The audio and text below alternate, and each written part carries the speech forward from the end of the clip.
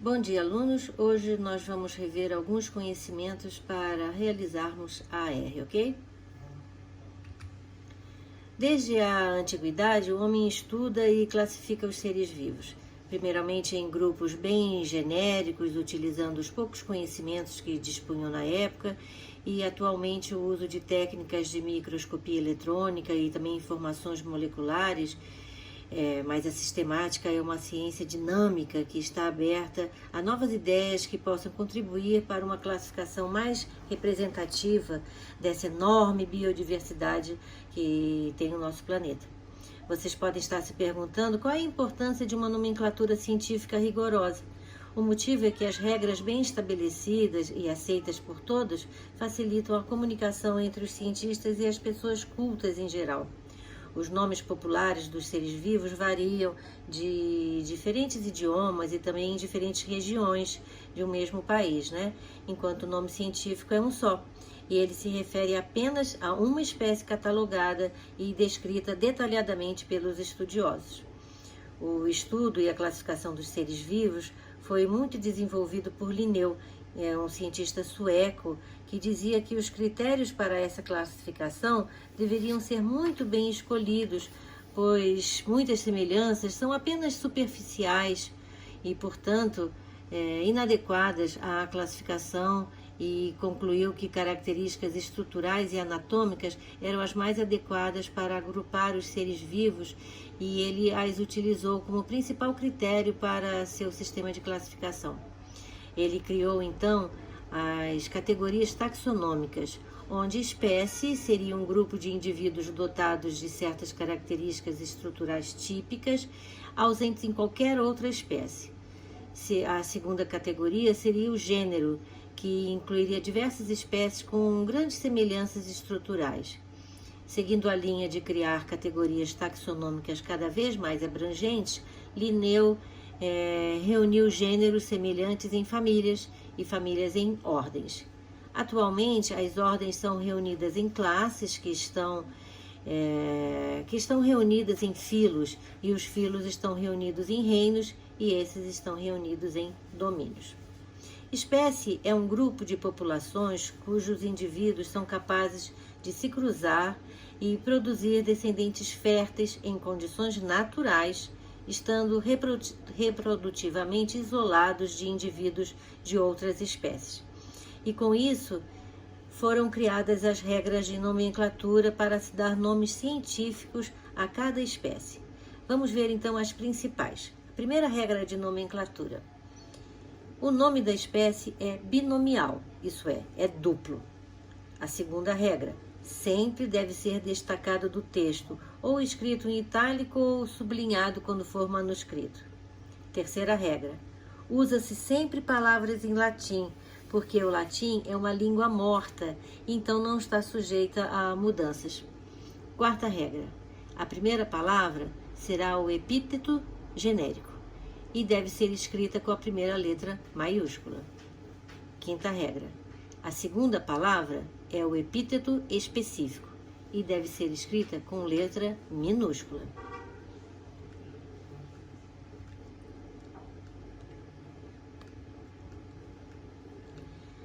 Vejam aqui um exemplo. O leão e a onça são do mesmo gênero, Panthera, porém de espécies diferentes. Atente-se que eu posso dizer que o gênero do leão, por exemplo, é Panthera, porém eu não posso dizer que sua espécie é léo. O termo léo sozinho não significa nada. A espécie a qual o leão pertence é Panthera léo. E esse é o seu nome científico, e como será conhecido, descrito no meio científico. Hoje já se tem classificações a nível de superordem ou subgênero, e também subespécie. No caso de subespécie, o nome será trinomial. Pode-se também colocar o nome do cientista que classificou o ser vivo e a data que ocorreu essa classificação. Mas essas regras são muito específicas e ficam mais para quem se interessar pelo assunto, ok?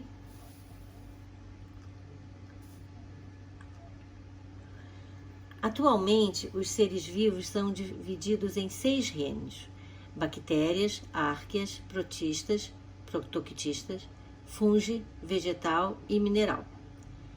Eu tenho então o reino das bactérias e cianobactérias, que são representantes do reino bactérias. São seres unicelulares, procariontes, isso é, não tem uma membrana nuclear, não tem carioteca. Quanto à nutrição, eles podem ser heterótrofos ou autótrofos, eu tenho dos dois tipos. O reino das árqueas são as árqueas halófitas, que são seres que vivem em grandes quantidades de sal, né, em ambientes de salinidade muito alta. As termoacidófilas, que são seres que vivem em ambientes de condições extremas de temperatura e acidez. E as metagênicas, que são as bactérias que produzem gás metano e vivem, por exemplo, em pântanos e também no aparelho digestório dos herbívoros. São seres unicelulares, procariontes, e eu também tenho seres heterótrofos e seres autótrofos nesse reino. O reino protoctista é formado pelas algas e pelos protozoários. Eu tenho seres unicelulares e seres pluricelulares. Já apresentam carioteca, portanto são eucariontes. Também neste grupo eu tenho seres heterótrofos e seres autótrofos. O reino fungi, que foi o último reino criado, mais ou menos 1969, 1970, um exemplo são os cogumelos, as orelhas de pau, os bolores, as leveduras. Eu tenho seres unicelulares e também seres pluricelulares. Também são eucariontes e de nutrição heterótrofa. Eles se alimentam por absorção e também por fermentação. No reino vegetal, eu tenho aqui alguns exemplos. O musgo, que é uma briófita, a samambaia, que é uma pteridófita, o pinheiro, que é uma gimnosperma, e a laranjeira, que é uma angiosperma. São seres pluricelulares e eucariontes também. Todos são autótrofos. E no reino animal, alguns exemplos aqui, né? A esponja, a lombriga, a minhoca, a aranha, o sapo, o cachorro, eu, você, nós somos pluricelulares, somos eucariontes e de digestão nós somos heterótrofos, nos alimentamos por ingestão do alimento. Agora vamos falar sobre algumas doenças causadas por vírus. A primeira doença que nós vamos falar é o sarampo. Essa doença já estava quase que praticamente extinta no Brasil, por causa de campanhas muito bem feitas, campanhas eficientes de vacinação. Porém, com o aumento das imigrações de pessoas de países que não têm esse mesmo cuidado, novos casos surgiram, principalmente lá no norte do Brasil, e novas campanhas de vacinação foram necessárias. A infecção do sarampo, na década de 60, eu me lembro, era uma infecção chamada infecção de criança, junto com a catapora, a coqueluche e a cachumba. Era considerada uma doença infantil. Praticamente todas as crianças tinham. Eu tive sarampo, acho que em 1965, mais ou menos. Mas hoje, com a vacinação, isso não precisa acontecer mais. Por isso, sempre que for necessário, vacine-se.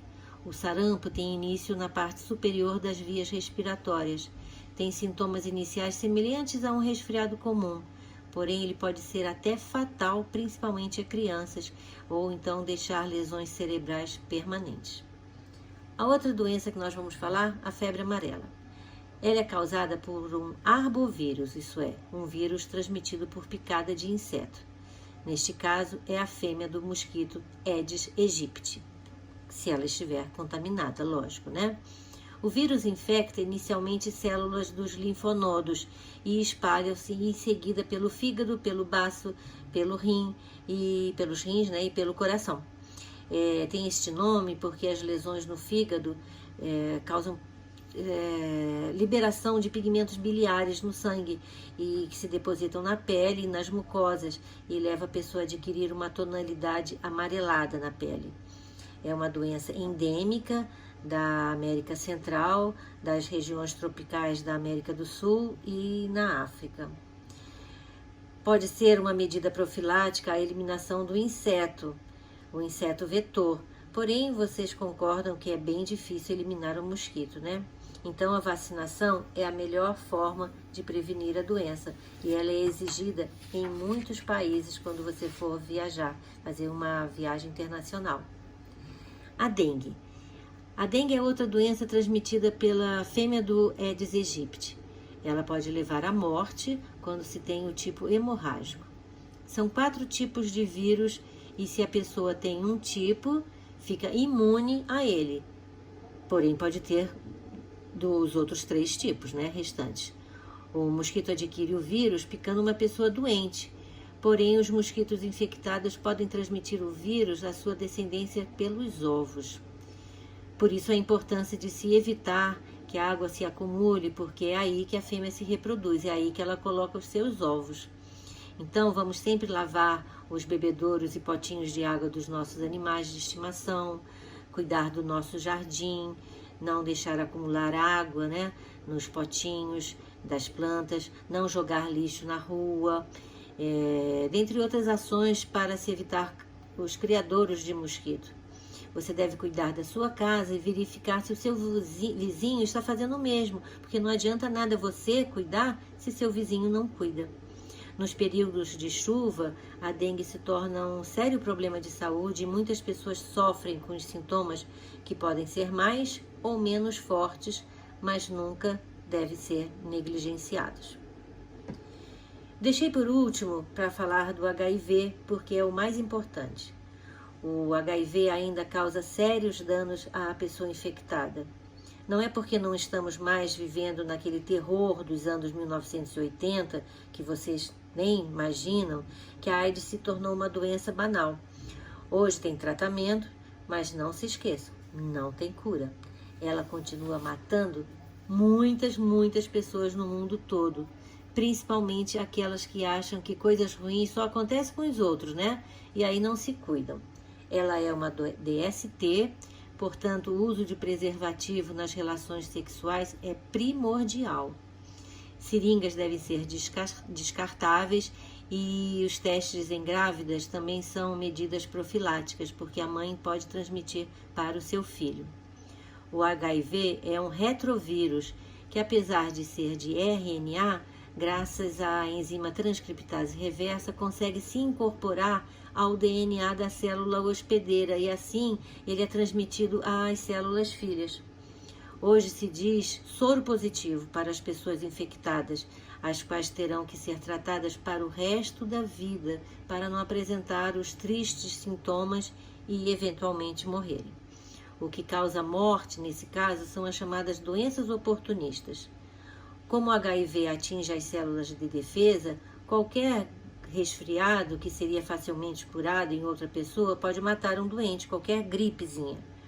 As doenças oportunistas que mais matam os contaminados pelo HIV são o câncer e a tuberculose. Não é porque hoje não se tem aquela ideia do aidético, que é uma palavra forte, magro e debilitado dos filmes, que o HIV se tornou um vírus bonzinho. Não, ele continua infectando, causando inúmeros problemas de saúde. Por isso, a prevenção é a única solução, pois ainda não temos vacina. Por falar em vacina, vamos entender o mecanismo básico da fabricação de uma vacina. O primeiro passo é se identificar e isolar o patógeno, vírus ou bactéria causador da doença, por exemplo. Aí estes são atenuados ou mortos. Também em algumas vacinas, somente partes desses patógenos são usados. Nunca se falou tanto em vacina, não é? No caso do nosso problema maior atualmente, a Covid, diversos tipos de técnicas estão sendo usadas. O uso de vírus atenuado ou enfraquecido é a estratégia mais antiga quando os vírus são cultivados em células de outros animais, um ovo de galinha, por exemplo, ou em células humanas mantidas em temperaturas bem baixas. Nessas condições, o patógeno se multiplica, mas perde a capacidade de causar a doença e, ao ser injetado no humano, estimula uma resposta adaptativa bastante satisfatória. Um outro tipo de vacina usa fragmentos do patógeno. Nessa estratégia, a porção mais importante do patógeno, sua parte mais atacada pelo sistema imunológico, é produzida em laboratório na forma de vacina. São desse tipo as vacinas contra o HPV, por exemplo. Também temos vacinas que usam o DNA ou o RNA viral. Quando isola-se o trecho de interesse do material genético viral, a vantagem é que são mais simples de manipular e de sintetizar o material genético em laboratório usando técnicas bem conhecidas da biologia molecular, o que é relativamente mais seguro. É uma técnica muito promissora também para casos de surgimento de novas doenças, pois sua manipulação é mais rápida, sendo possível a produção de novas vacinas em pouco tempo. Também temos técnicas que usam vírus recombinados ou misturados e técnicas que usam um adenovírus de chimpanzé. Por exemplo, a vacina AstraZeneca, que eu já tomei a primeira dose, graças a Deus, é esse tipo. As vacinas têm respostas diferentes de tempo e de quanto tempo, né, elas fornecem proteção de acordo com o patógeno que contém e o tipo de imunidade que despertam. Podem durar 30 anos, como a do sarampo, ou só um ano, como a da gripe, que a gente tem que tomar todo ano a vacina. As vacinas são consideradas um tipo de imunização ativa, porque o corpo reage ativamente produzindo defesas específicas, pois há o estímulo para a produção de anticorpos. Esse é o tipo de imunização dita primária. A resposta imunitária secundária está relacionada ao mecanismo de memória que é prontamente ativado quando o organismo volta a entrar em contato com o antígeno. E falamos em imunidade de grupo quando uma parte suficientemente grande da população está imune e contribui para que a doença não se dissemine mais. É isso que estamos querendo atingir o mais rápido possível com as vacinas da Covid para que a vida volte ao normal, seja lá o que vocês consideram vida normal. Nesse slide, nós vamos falar sobre os tipos de reprodução das bactérias. Primeiro, vamos ver a dita divisão binária. Na divisão binária, acontece a divisão assexuada das bactérias, onde a célula bacteriana duplica seu DNA e depois divide-se ao meio, originando então duas bactérias idênticas.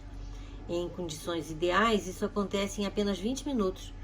O conjunto de bactérias originado de uma única célula por sucessivas reproduções assexuadas é denominado clone. A vantagem é que esse processo é bem rápido. Em algumas horas, uma única bactéria pode originar uma população composta de milhares de células que são geneticamente idênticas. Mas está justamente aí a desvantagem. Como são todas geneticamente idênticas, se o ambiente mudar e se tornar desfavorável à sua sobrevivência, toda a população vai morrer. Agora nós vamos ver os 3 tipos de recombinação genética, que leva à formação de novos indivíduos com características genéticas diferentes. A primeira é a conjugação. A conjugação bacteriana consiste na transferência de DNA diretamente de uma bactéria doadora para uma bactéria receptora através de um tubo de proteína denominado pile. Esse pile se conecta a 2 bactérias. Os pili estão presentes apenas em bactérias doadoras de DNA. O DNA transferido de uma bactéria para outra é quase sempre o plasmídio F. Na bactéria receptora pode ocorrer recombinação genética entre o cromossoma e o fragmento de DNA unido ao plasmídio recebido da bactéria doadora. Esse fenômeno tem grande importância médica, porque permite que plasmídios com genes para resistência a diversos antibióticos em uma mesma bactéria, conferindo à sua descendência a capacidade de resistir a vários antibióticos simultaneamente, originando assim as chamadas superbactérias, que são responsáveis por grande parte das infecções hospitalares que podem levar à morte.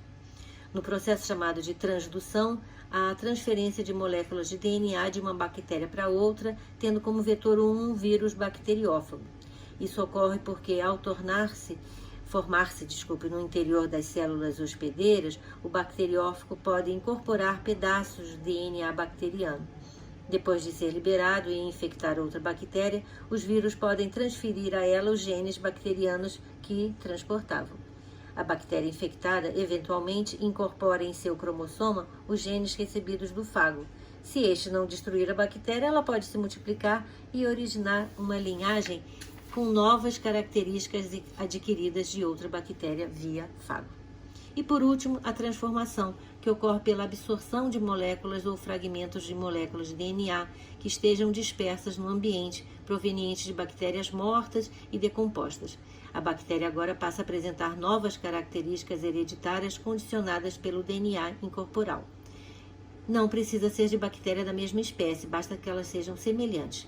E foi essa estratégia usada para introduzir o gene da produção da insulina humana em células da bactéria Escherichia coli, que se torna então agora capaz de produzir este hormônio para o tratamento de diabetes. Isso é muito interessante.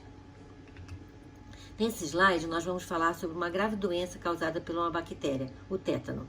Ela é causada pelo Clostridium tetani, cujos esporos, que é uma forma resistente de bactéria, estão presentes no solo e penetram no corpo da pessoa através de lesões profundas na pele. As toxinas liberadas pela bactéria atuam sobre os nervos e provocam fortes contrações musculares e, se não for tratada a tempo, pode causar a morte por parada respiratória e cardíaca. A transmissão ocorre por um ferimento e também por falta de higiene no cordão umbilical do bebê. Deve-se cuidar dos ferimentos e também o uso de vacina antitetânica é recomendado. A mesma vacina também previne contra a difteria e a coqueluche.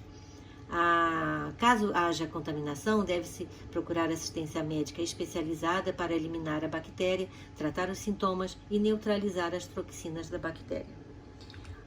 A outra doença é a leptospirose, que é uma doença típica de animais selvagens e domésticos. Ela é causada pela ela é causada pela Leptospira interrogans, que é eliminada pela urina do animal doente, e as pessoas se infectam pelo contato com a água e o solo contaminado. A prevenção consiste em combater os ratos do esgoto, acondicionar bem o lixo, evitar contato com a água suja, utilizar calçados apropriados durante enchentes, não beber diretamente de latas, eliminar alimentos com embalagens roídas e não brincar nem nadar em locais alagados após períodos de chuvas intensas, por exemplo. Durante os alongamentos, as tocas dos ratos se inundam e a urina dos ratos contamina a água. Essa doença pode levar à morte das pessoas contaminadas. O uso indiscriminado e incorreto de antibióticos tem contribuído para a seleção de plasmídios com grande número de genes para a resistência. Esses plasmídios podem estar presentes inicialmente em bactérias inofensivas que podem transmiti-los para bactérias patogênicas por conjugação, originando as superbactérias contra as quais pouquíssimos antibióticos podem atuar. Por isso, se você precisar tomar um antibiótico, qualquer antibiótico, por favor, vocês façam isso obedecendo rigorosamente o que o médico indicou. Não guarde medicamentos e nem divida medicamentos com outra pessoa.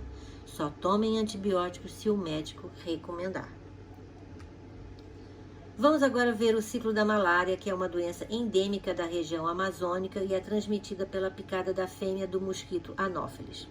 O ciclo pode ser iniciado exatamente com a picada do mosquito contaminado, que durante o tempo em que está sugando o sangue da vítima, injeta sua saliva para que o sangue não coagule, porque ela contém substâncias anticoagulantes. Como a forma infectante do protozoário, que é chamado esporozoito, vive nas glândulas salivares do mosquito, o plasmódio será injetado na circulação humana e vai direto para o fígado. No fígado, os esporozoítos se transformam em merozoítos que invadem e destroem as hemácias. Essa destruição de hemácias causa liberação de toxinas e aí vem as febres, que ocorrem de tempos em tempos dependendo do tipo de parasita. Em algumas hemácias não destruídas, os plasmódios sofrem a diferenciação e se transformam no estágio de gametócito masculino e gametócitos femininos. Eventualmente, essas hemácias são ingeridas pelas fêmeas do anofelino e agora, no aparelho digestório do mosquito, haverá fecundação dos gametas com a instalação do zigoto na parede estomacal do mosquito. Depois de meiose, a forma agora denominada esporozoito invade as glândulas salivares do mosquito e pode ser transmitida na próxima vez que essa fêmea hematófaga for se alimentar. Para se evitar a malária, deve-se evitar criar criadouros de mosquitos, telar as casas e usar inseticidas. A malária pode causar a morte ao longo da vida da pessoa, pelo enfraquecimento do doente, devido às constantes crises de febre. Agora vamos falar da doença de Chagas, que é outra doença comum no Brasil e é causada por um protozoário, o Trypanosoma cruzi, e transmitido pelas fezes contaminadas do barbeiro, o Triatoma infestas. O barbeiro tem hábitos noturnos e, como ele é hematófago, sai de seu esconderijo à noite para se alimentar. Como geralmente a pessoa está dormindo, acaba coçando a área da picada e, sem querer, empurra as fezes que o barbeiro depositou nessa região. Se a pessoa não coçar, o flagelado não tem como penetrar na vítima. Destaca-se aqui o fato de que nem todo barbeiro está contaminado. Ele se contamina picando uma pessoa ou um outro mamífero contaminado. O grande problema é que o homem é que invade a mata onde o barbeiro vivia e acaba construindo as chamadas casas de pau a pique, que são casas sem reboco, com as paredes que descascam e formam buracos que abrigam o inseto vetor. Pode levar à morte por problemas cardíacos, mas tem tratamento e na fase inicial tem até cura. Disse que existem mais pessoas que vivem com a doença de Chagas do que pessoas que morrem por causa da doença de Chagas. A doença de Chagas foi descoberta pelo Carlos Chagas, um brasileiro, numa menina, e essa menina viveu até mais de 80 anos, então não é uma sentença de morte se a pessoa tiver um tratamento e alguns cuidados, obedecer a alguns cuidados médicos. A leishmaniose é causada por um flagelado e pode ser de dois tipos, a leishmaniose visceral e a tegumentar. A visceral pode levar à morte porque ataca o baço e o fígado, e a tegumentar manifesta-se pela formação de úlceras de aspecto bem feio. É transmitida pela picada do mosquito palha e pode atacar animais domésticos, como por exemplo o cão. Para se evitar a leishmaniose, os cuidados devem ser de evitar o mosquito e cuidados com a vacinação dos animais. Não passa de cão para pessoa, nem de cão para cão e nem do cão para pessoa. Por último, vamos falar de uma parasitose intestinal, a giardíase, que é causada pela Giardia lamblia. O ciclo da giardia é monogênico, isso é, só tem um hospedeiro. E a pessoa se contamina com a ingestão de cistos que contaminam a água ou os alimentos. Por isso, são medidas profiláticas ferver a água, lavar bem os alimentos que você vai comer cru, não contaminar as áreas, não ficar ao ar livre, construir uma fossa, um banheiro, não contaminar a água dos poços, ferver a água ou filtrar aquela água que vai ser bebida e também, lógico, higiene, lavar as mãos depois de defecar. Bem, alunos, eu espero que vocês tenham aproveitado bem esta aula para a revisão e façam uma boa prova. Até a próxima!